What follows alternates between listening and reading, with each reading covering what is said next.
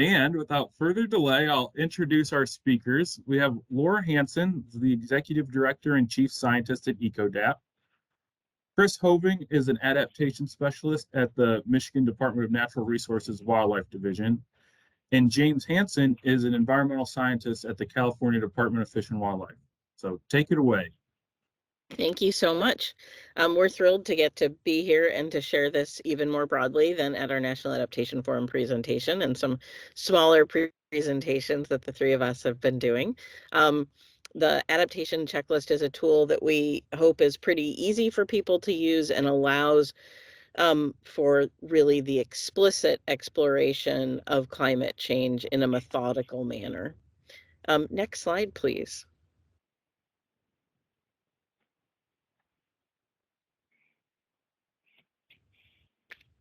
I don't know, James, if it's actually allowing us to see the next slide since we're doing it from the Google. You may need to do something different with how it shares. On my screen. You still seeing the first screen? Yeah. First slide. Okay, let's see what we can do here. There's some trick to it that I sadly am not remembering. How about now? Can you see it in just the presenter view?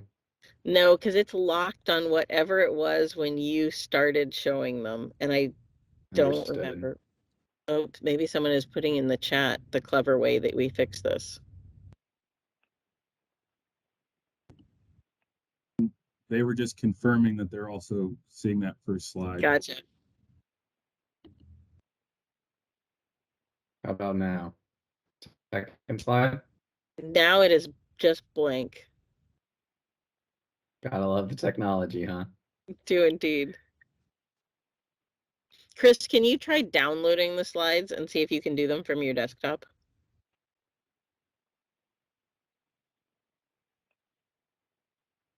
Apologies for the delay. We'll figure this out momentarily, I'm sure. I can try. And I'm just gonna keep talking as though you're seeing slides. And when we get back to having slides, someone give me a heads up and I'll go back over there. So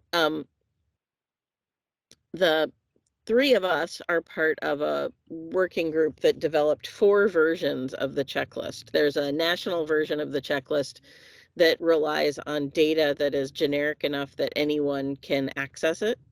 And then there's 3 state versions, a Michigan version, a Washington state version, and a California version. And like I said, the goals of the checklist are to explicitly evaluate the implications of future conditions on project function, longevity, and impact, its ability to deliver on its goal. And it does this by guiding a user through a series of evaluation questions, as well as directing them to the relevant data that you could use to answer that question. It allows one to build climate considerations directly into funding, permitting, or planning decisions, and to reduce liabilities or avoid actions that will be ineffective under future conditions. The tool originally came from another project that EcoAdapt did with the municipal planning community, where we wanted a tool that after a city developed a comprehensive plan that incorporated climate, they had a way to operationalize that. And I gave a presentation on this that our co-author, Lynn Helbrecht, formerly at the Department of Fish and Wildlife in Washington State, heard, and she became very interested in modifying this for fish and wildlife managers and natural resource managers, and that brought about the creation of the working group. We are still slideless. Are we still slideless? Okay. They were briefly there. Yeah, I'll stop sharing. It may be my internet connection, unfortunately. I don't know if Chris can try to share them instead. It may just be my internet is too slow right now. Can other people see the slides? Okay. Nope. Nope. Okay. When it was not in presenter. Now we yeah, can. now we see it. Yeah. Beautiful. Okay. Excellent. Okay, perfect. We're all lined up again. So from this, next slide, please. We developed a working group, and that initial working group was funded by the Northwest and the Southwest casks, and it included representatives from Washington State, the state of Oregon, Idaho, California, and then Michigan joined later on when it just became apparent that we could develop a tool that had broader application. Plus, Chris was interested in it, so the more the merrier. So that working group really looked at the original tool and evaluated what are the kinds of questions that are different for a resource manager, and what are the different applications. Next slide, please, or next click for the animation. So we created a beta version of it, and then each of the states had resource management agency staff test it in a variety of applications. And then using that, we made modifications and adjustments to all versions of it. Next slide, please. And created the customized checklist. One more click. I shouldn't have animated all of this. The animation was overzealous. And created, as I said, those 4 different versions. And again, the national version can be used by anyone. We picked national scale data sets and or provided guidance for how to find the relevant local data that you would need. The tool itself is available as a fillable PDF. We aspire to someday make this an online HTML version that we can more easily update data on. But in almost all cases, we've tried to identify data sources that would be updated by an external partner anyway, so that everyone would be set for that. Next slide, please. Okay, so the tool, we're going to take you on a tour through the tool. It has 3 simple steps. The first is what we call a climate quick check, which is a very simple checklist of questions you might ask, followed by a more in-depth evaluation that involves the data, and then finally a synopsis of adaptation options. I'm going to pass this on to James and then Chris, and they're going to take you through the tool itself. Thanks, Chris. You mind going to the next slide, please?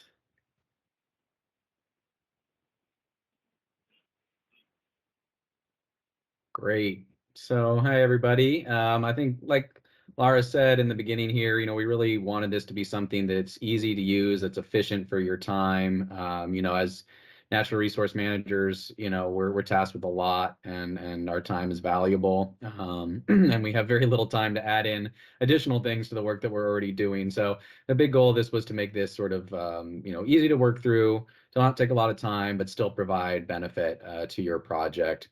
So here we go for step 1, the climate quick check. So the first thing you're going to see is the type of project. This is just to help guide sort of what the focus is for the use of this tool. So you may be looking at something like a restoration project or plan, some sort of habitat or species conservation, either measure or law, or maybe review for some sort of project. Permitted projects, maybe for infrastructure, grant review, generally for some sort of restoration project or other. Scientific research, infrastructure, all of these things are things that can be use this tool and have this tool applied to make them more climate savvy. So quick description of the project. Next slide, please, Chris. And then we get into the meat of it. So on the left here, on this left column, you're going to see essentially these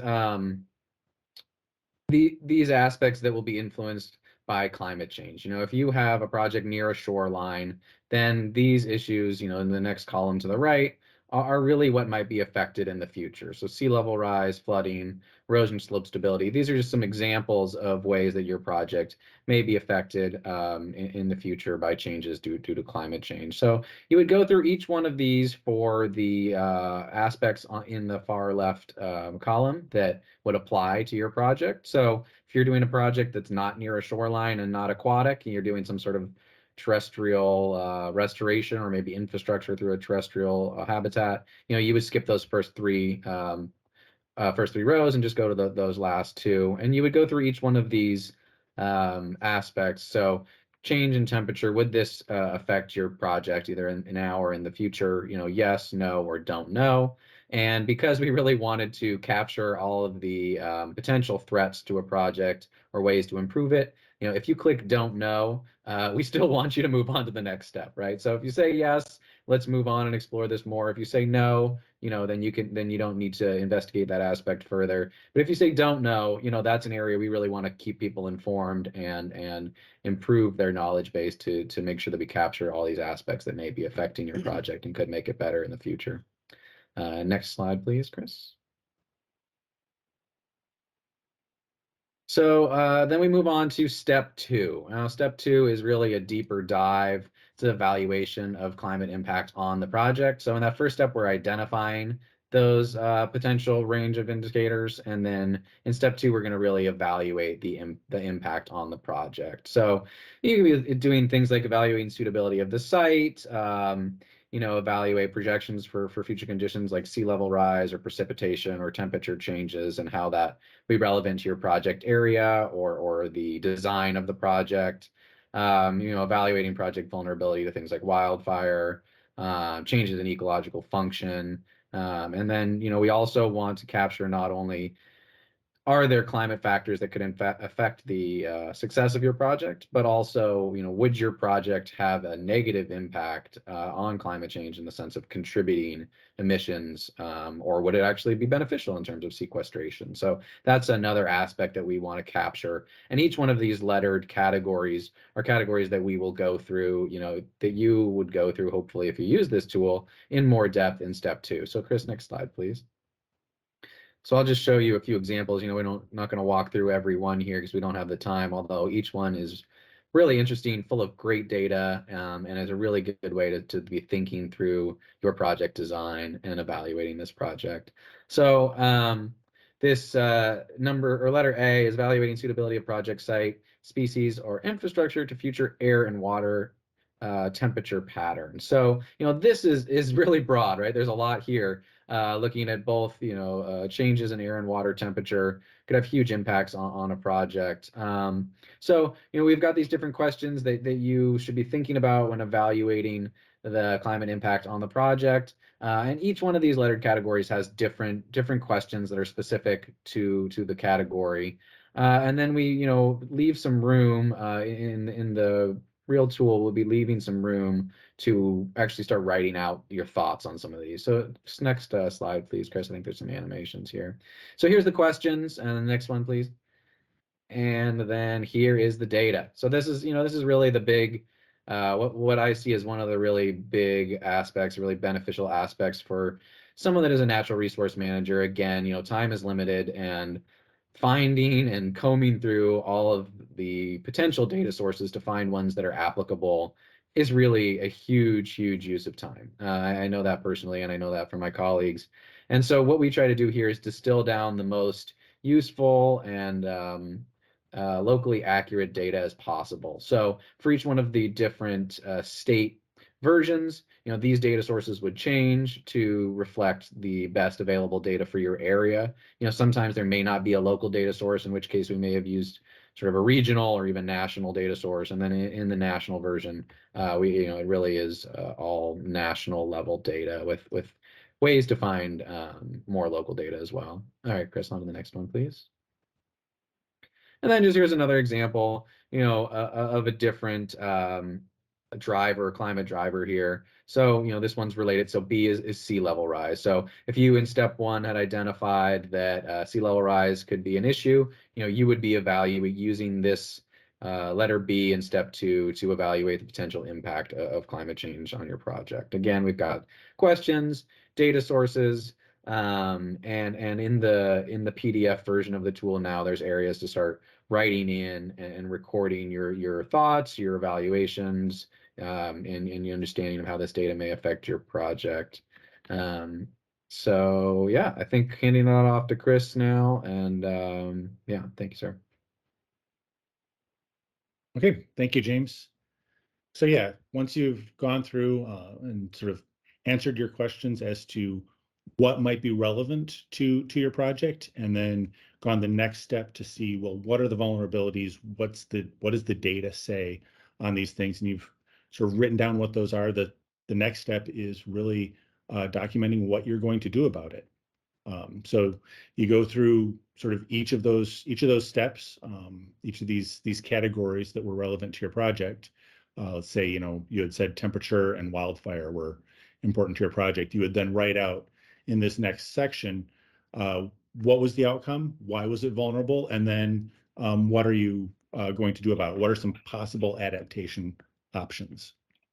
So this is just zooming in a little bit on that checkbox there, so you can see it's got a spot to write out what are the implications of the issue of this vulnerability for your project. And then the next box would be, what are some adaptation options? What would you recommend, or what do you intend to do about it? And this sort of makes clear to yourself, to others, to maybe your colleagues in the future who are evaluating why you made the decisions that you did, the line of reasoning through the whole project. What did you think was relevant? What were the vulnerabilities in the data? And then what did you do about it? And so that's the project in a nutshell. So the next section we wanted to go over was talking about either the needs, sort of why as a state we might want to use something like this, or in some cases where we're already starting to use the tool. So I'm going to talk about why Michigan saw a need for this checklist, and I'm going to do it through a story, through a true story, an event that happened to me, where I thought, after the fact, it would have been really great if this checklist had been in place and had been used for this particular project.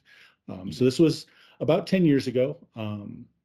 I was, me and my colleagues were, and we're planners from sort of the headquarters office. We're taking a tour of field sites for the DNR, and this is one of the field supervisors was taking us on a tour of this new water control structure that had just been built. We had just acquired this property. The property had this 900-acre lake on it, and the lake had a sand berm that was holding back the water, and it was in the process of failing. And so we initiated an emergency project to repair the dam or to shore up the dam, make sure it didn't fail. And then over the next year, they did all the design work and implemented and put in this very nice sort of passive water control structure here. And I asked the supervisor when we were on this project, I said, so was this built with, was it designed to past precipitation regimes, or was it built with an eye to, the next 30 years and the precipitation regimes that we expect with climate change? And he said, well, what do you mean? And so we had a little discussion about climate change, and he said, this is a really important topic, and my staff need to hear about it. They need to know about it. Why don't you come to my next staff meeting, and we'll discuss the importance of designing these things with climate change in mind. So we this was in August. We looked at our schedules and decided that I would come out and give a presentation on April 15th, talking about water control structures, precipitation, why you need to design things a little bit differently, and those sorts of things. So April 15th, this is April 14th of that year.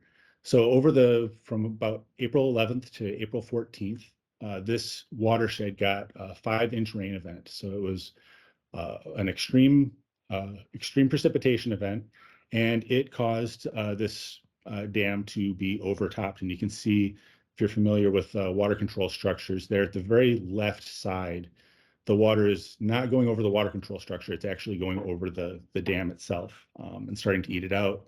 By the next day, this is what the water control structure looked like. It was completely washed out, and 900-acre lake drained down through this watershed.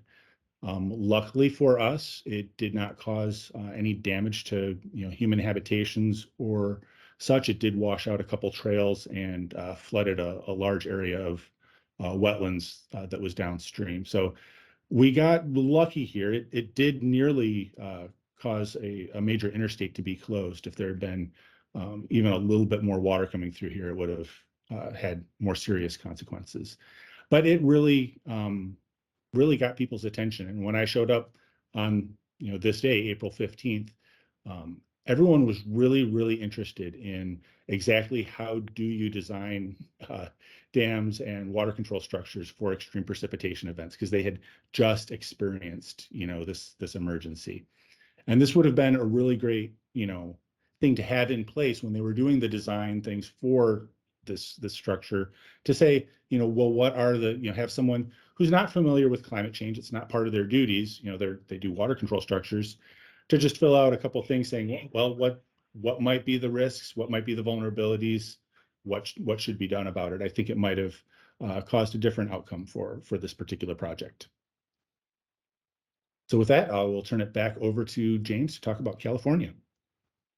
Yeah, thanks, Chris. And that's a really good example, because I think one of the great things about this tool really is the data availability that we provide. So not only are you able to evaluate what are the potential issues, but you really have a lot of the data you may need to improve your design, right? So not only can you just identify issues, but you can identify solutions as well, which I think is really important, to not just be informed that the way you're doing it right now isn't working as well as you might hope, but also provide you the ability to make some changes that may be needed, right? So I think as land managers and natural resource managers, the goal is to continue providing high functioning areas, habitat, and I think that having solutions and ways to find solutions is really important. So in California, we are just starting to roll this out through the Department of Fish and Wildlife. Potential uses that I'm thinking about and that I know my colleagues are interested to use this tool for. A lot of work is design review and permitting. So I think that's important when we're looking at proposed plans for a new utility structure, a new transportation corridor, things like that. When as a regulatory agency, we really want to make sure that these things are designed for future conditions, so that they go in once and we don't need to go back into these habitats and redisturb them in an immediate fashion to try to address lack of proper design with climate change in mind. So design review and permitting is a big one. I know our grant team and our headquarters is already starting to use this tool and starting to use some of the data from this tool for grant review and actually selecting which grant proposals to move forward with. I think there's a lot of money going into restoration and conservation, but it's limited, it's not infinite, and we want to make sure we select the right projects that are going to provide the most benefit now and in the future. And then just in general, restoration, conservation, and land management for lands that the state owns, for lands that partners that we work with own, conservation organizations. We want to be able to help them to preserve this habitat going forward. Next slide, please, Chris. So like I said, we're just rolling this out in California.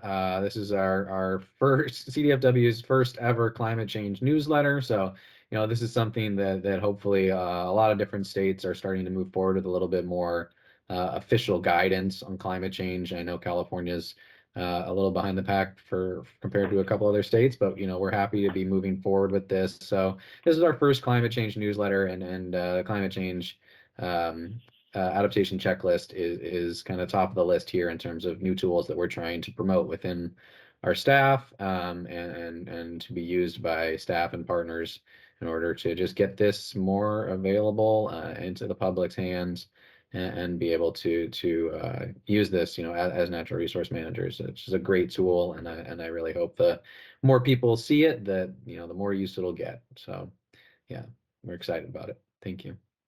And I think we're handing it off to Laura next. Yep, thank you so much.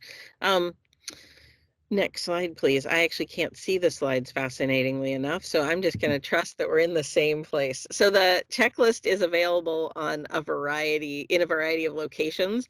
I would drop the URL into the chat for you, but apparently the chat function also does not work for me now. It can be found on the EcoAdapt website, on the Climate Adaptation Knowledge Exchange, through the various agencies that are using it, and also on this guidance website where we put all 4 versions together. Next slide, please. So there's a bit.ly version, so you don't have to copy the whole thing if it's not in the chat. Please use the tool. The tool is available and free for use on this website. Use a state version if you're from one of the states that we created a state version for, or even if you're in an adjacent state, you probably can get away with using the state version, because in a lot of cases we refer to regional data sets. Use the national version if in fact you realize that none of the states are close enough. EcoAdapt is happy to work with you to create a customized version. There seems to be interest by other CASCs, the Climate Adaptation Science Centers, to support these if there are in fact states that want them created. And hopefully if we got enough states who wanted them, we can get a larger grant from them to perhaps create that HTML version. Please feel free to contact any of us. Our email addresses are there for your convenience.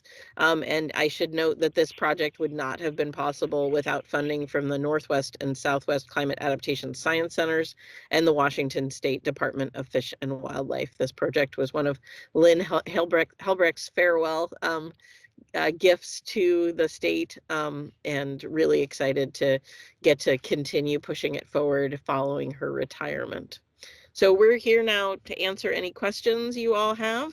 Hope that you see utility for using this you see utility for this tool in your work, and hopefully we can help answer any questions you have about how you might use it or what you might use it for. And if I could just jump in with to reiterate the plug for how cool this would be to have an online interactive version. You know, I think one of the cool things is that as you work through this checklist and you get through step 3, you know, what it currently does is links you to the CAKE website, and you can go through a lot of the resources that we have there. You know, but if there were an interactive online version, you know, it would auto-populate resources for you that would be tailored specifically to your interests and your needs. So I think that would be really awesome if we could make that happen at some point. So just imagine that you've got an interactive version and all that could just be sent directly to you. That would be fantastic. Yep, indeed it would. Yeah, thank you very much. That was great. And yeah, I'm glad to see people get to use this or get to be familiar with this tool. So, you know, at this point, we do have quite a bit of time for questions. So the first ones I see are in the chat, so I'll go with those. You can continue adding them to the chat or raise your hand and I will call on you.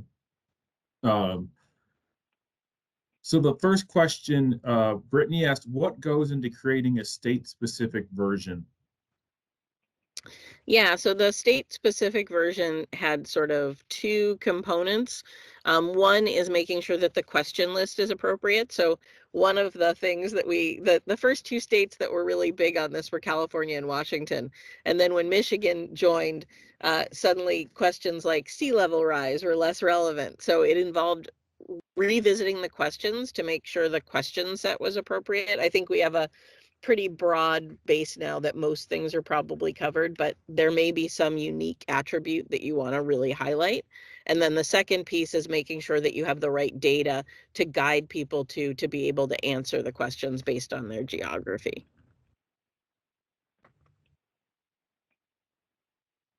Another question from the chat. For step 3, do you create your own adaptation strategies or does the tool suggest any strategies?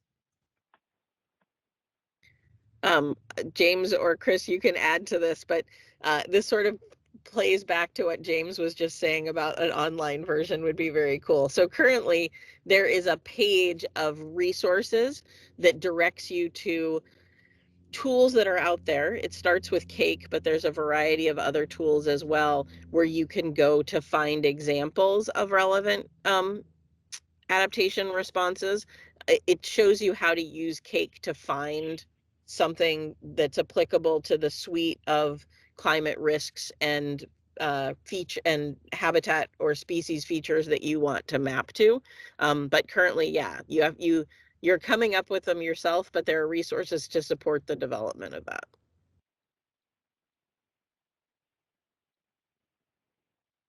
Let's see, Gene, I see you with your hand up. Go for it. You should be able to unmute yourself.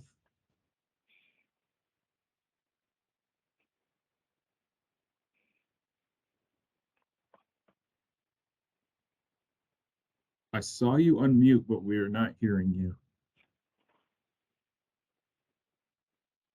You're unmuted now.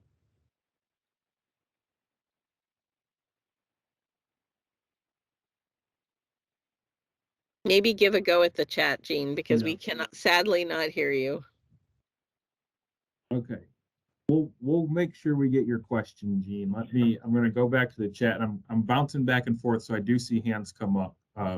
But going back and forth between the chat and the list. So are adaptation strategies, options, and actions different, or are these terms used interchangeably? I think that they're synonyms.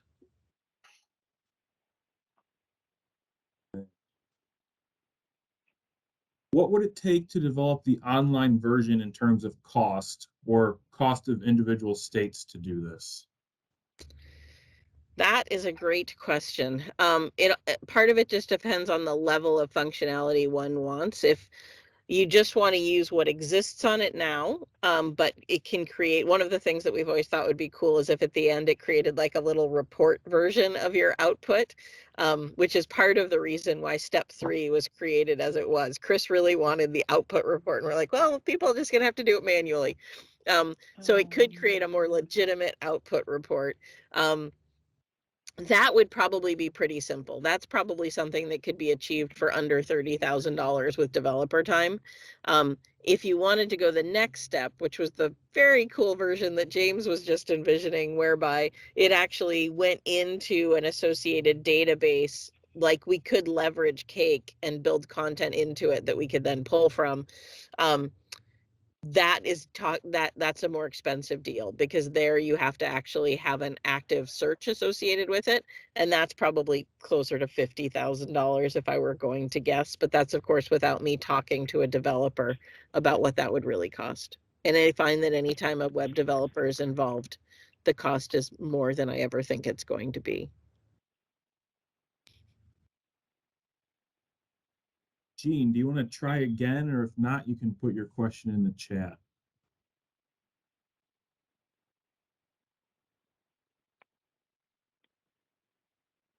I'm still not hearing you.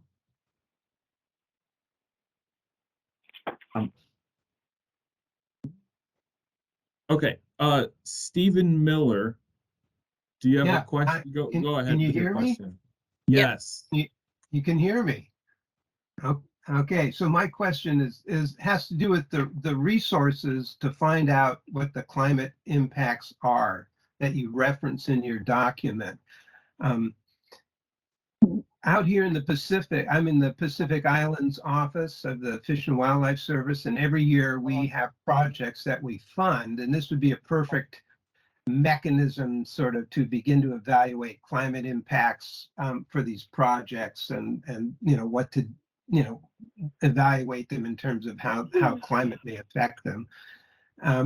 But our big problem is that we have 3 climate systems that we're faced with: the Hawaiian Islands climate system, which is a fairly well documented mechanism that the United States has documented, mainly because Hawaii is part of the US, but it also involves the same climate systems that ultimately impact the continental United States.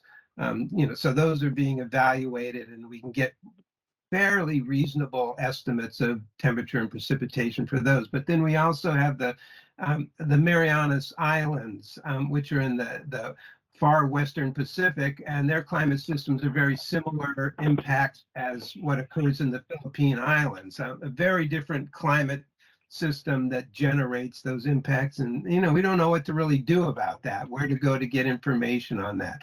The third climate system we face is south of the equator in American Samoa.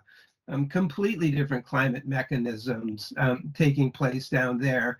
And again, resources to evaluate projects in those areas and impacts, we're not really sure where to do about. So my question is, where do you go to get the information that you're interested in? And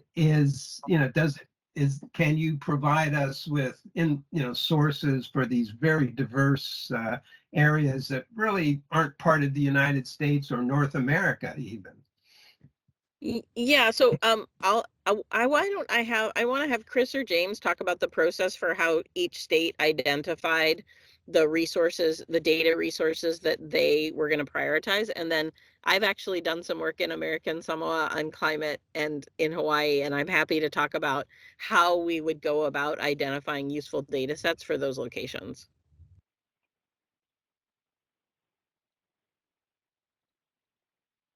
Yeah, so I guess I'll start with some of the how we found data sets here for Michigan or customized it for Michigan.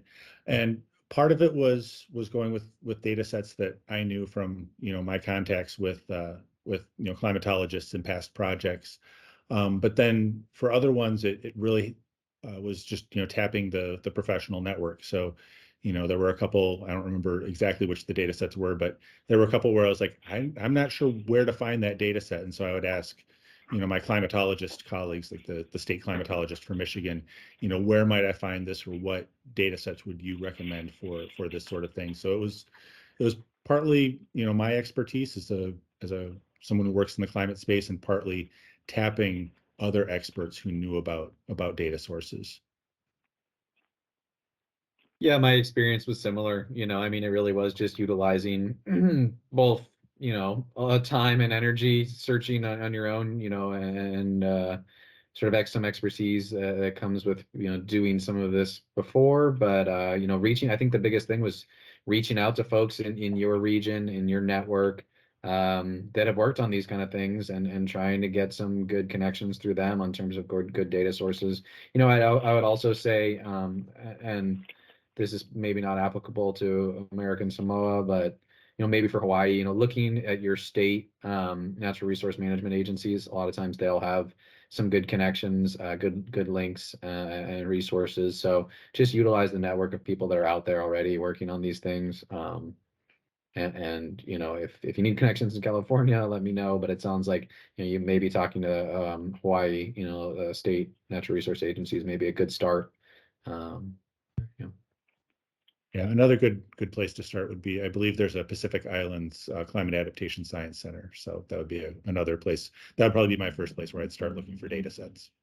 And in fact, when we started this project, part of the impetus for doing it was a way to help users find the data that the casks were creating that they often did not know existed. So yes, so if we, in order to help support a Pacific Islands project, my process would be to look at the Pacific cask and see what the Pacific Island cask has and what they've been doing, but then also obviously to tap into international data, because those other the freely associated states and American Samoa are much closer to other countries where they have their own data sets, and in many cases those are publicly accessible, so we can use those. Additionally, there are some decent global data sets. Like I said, in the national version, we point to people to national data sets, but there is some quite good global data sets, not only through not only through other countries, but through even NOAA itself has a lot of good international data, and then partners who are relied on to create data for the IPCC. All of that could be used and the pointed place within the tool. Yeah, that's great information. We're already doing all of that. We basically rely on IPCC a lot for the information. The big problem is the scale at which they're making projections. When it comes to a tiny island, a 250-kilometer square block of ocean, Yep. there is no island represented within that block. So the climate predictions for that parcel of the Earth completely ignores the island effects. Yeah. You know, it just can't, you know, they get washed out in the averages that are produced for that particular cell. Yep. And so we have real problems, major problems of scale, you know, that are incredibly relevant from an ecological point of view, but really don't play out very well in climate modeling. And that's probably our number one dilemma here. If we're going to report something, we want it to be relevant at the ecological scale that people are experiencing it on an island. Yep. But you know, nobody's looking at those scales, so Yep. it's very difficult to you know, say anything that has any, you know, realistic component behind it, and it makes it Yeah. tough. And the one thing that you can do, which is always subpar, is that, but it's better than nothing, is to recognize that there is likely going to be change, because once you know a lot about the oceanographic changes around those islands, it does have pretty clear implications for what the on-island impacts will be. And so knowing that things will be different is certainly a starting point for making your decisions going forward as you work to identify more clearly what could those projections be. And it's certainly gotten better than when I first started working in American Samoa in the early aughts.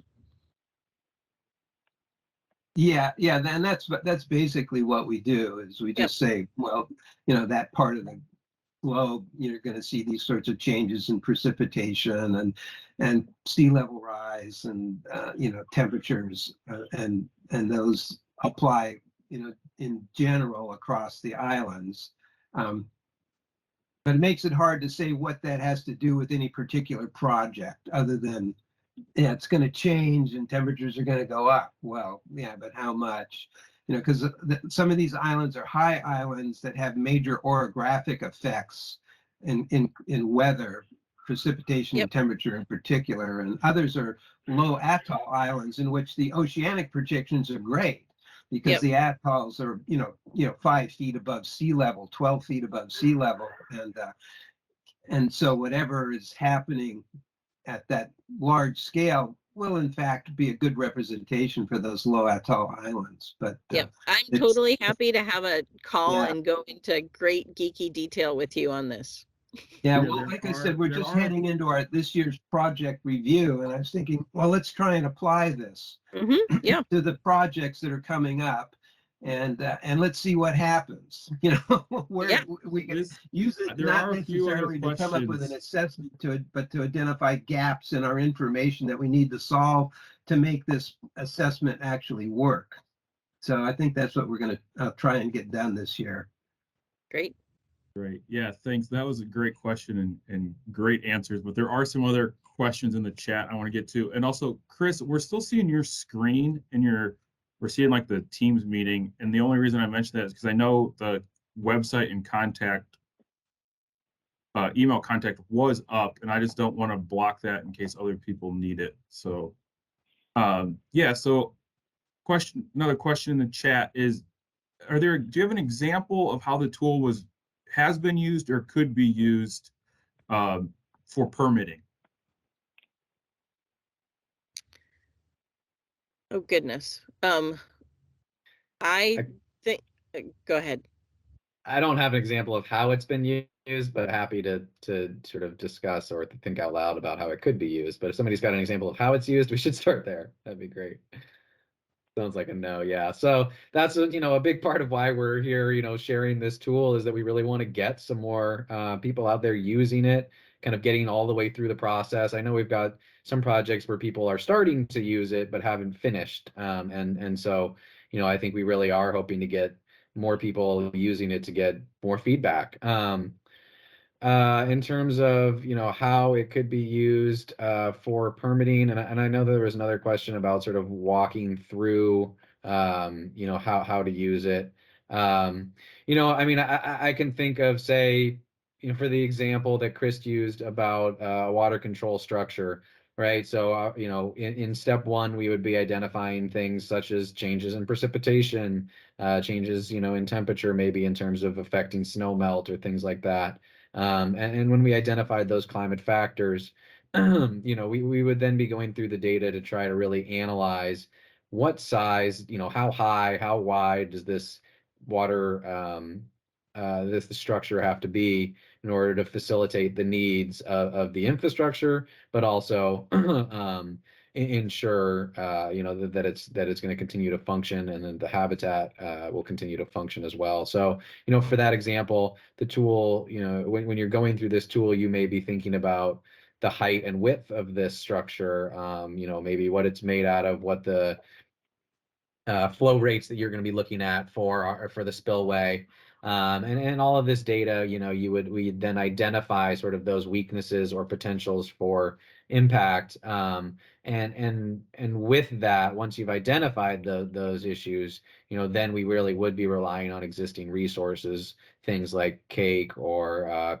California Adaptation Exchange, things like this that really are a database for resources for people that have already been doing this, that have just built a similar structure, and they incorporated climate change adaptation into that design. So, you know, when as a regulatory agency, you know, I think the question was about permitting.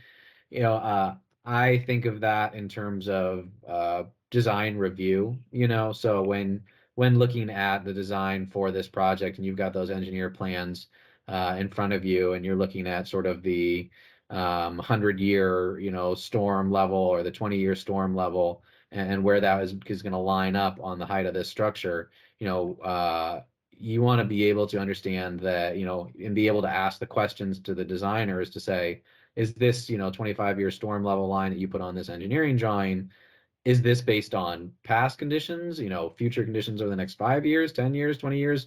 You know, how was this designed? And the tool isn't necessarily going to allow you to just say, oh, this is not the right design, but it'll allow you to evaluate it to come to that decision on your own.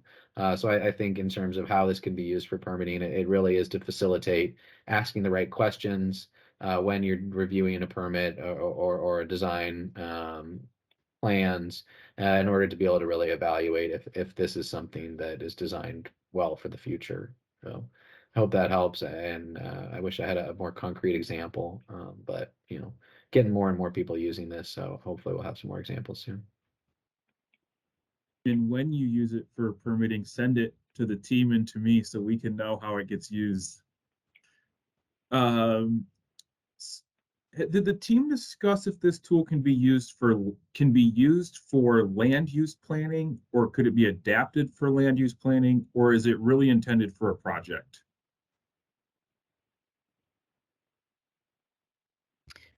So I believe that it could be used for land use planning. Obviously, you could also use sort of a more traditional rapid vulnerability assessment for land use planning, but this could just as easily be, you can adjust the scale of what you're asking the question around. You might have to run through it multiple ways based on the various zoning types that you might want to have within your land use planning to evaluate for different uses. But there's no reason that the questions and the data accessed could not be used for that purpose.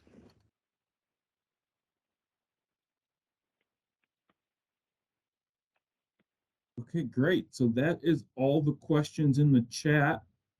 So one last call for questions. We still got a few more minutes, but we don't need to belabor it. I'm going to take a moment just to plug that I put out a monthly newsletter, the Climate News Roundup, which highlights a lot of the research and tools that are coming out. This tool was one of them that I spotlighted. So if you want to kind of get a monthly email about similar tools, I just put the link in the chat to subscribe to that newsletter. Or on the other end, if you have a tool that you want, you know, me to include, send it my way, and I'm happy to incorporate it into the next newsletter. One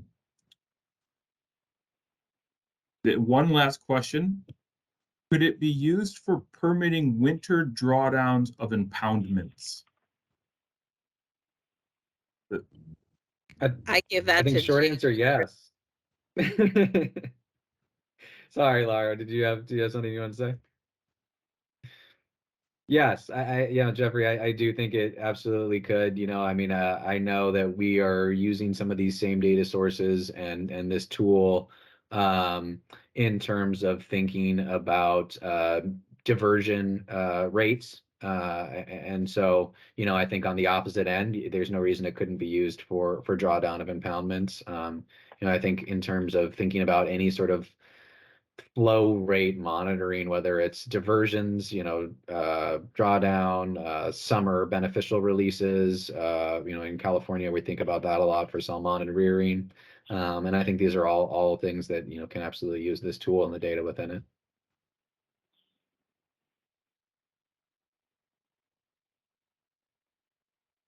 Great. Well, thank you again to Laura and James and Chris. Thank you all to the people that attended and participated, and great questions.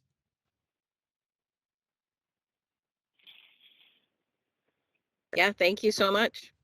Yeah.